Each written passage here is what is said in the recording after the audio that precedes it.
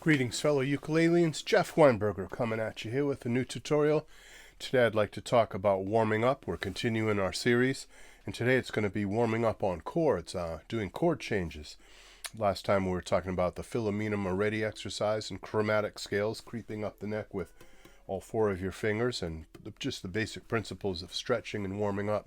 But today it's all about chords, and this is something that I know a lot of you ask about and want help on. How do I change chords more smoothly, more quickly, more gracefully, with more confidence, and how do I warm up effectively to get to that point? So let's talk about that.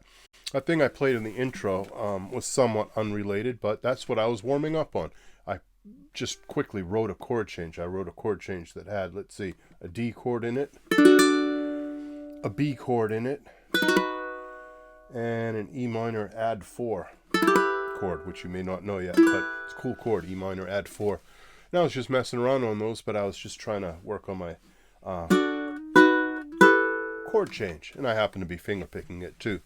So that's what I was working on before I turned on the camera, and then I turned on the camera and I was still doing it, and so I just warmed up on a 3-chord change. Let me show you how to do that with much simpler chords. These will be kind of beginner chords like C chords and F chords and G7 chords. Eventually we'll get up the neck though. We'll do a couple of up the neck chords for those of you who are a little more advanced. So warming up is going slow. You always want to go slow and gradually speed up. So say we had C to F.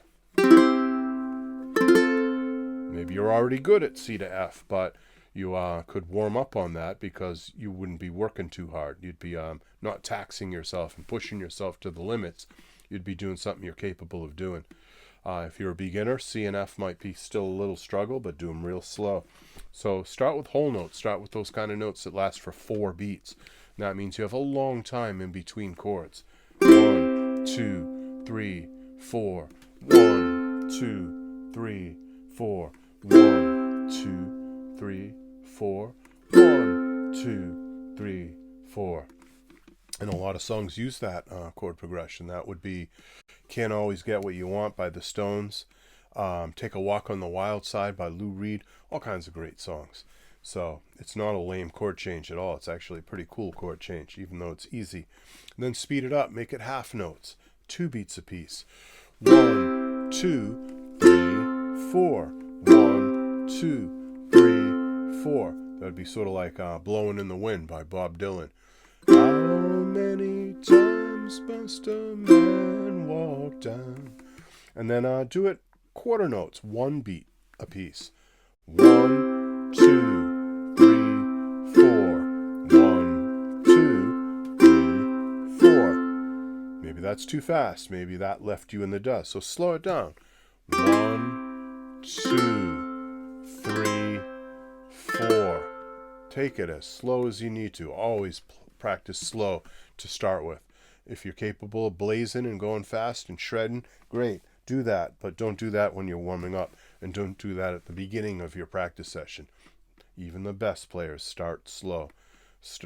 We don't do that enough. We don't emphasize that enough when we practice. I say we because that would include me. I sometimes forget to go slow when I practice and warm up properly. All right, so then you could do eighth notes. Eighth notes are a little more challenging. That would be half a beat apiece. 1 and 2 and 3 and 4 and 1 and 2 and 3 and 4 and 1. So you can go really fast, or you can just go 1 and 2 and 3 and 4 and. Nice slow eighth notes, and then as you warm up, you can go faster. A quick word about chord changes besides just knowing the chords and knowing where your fingers go.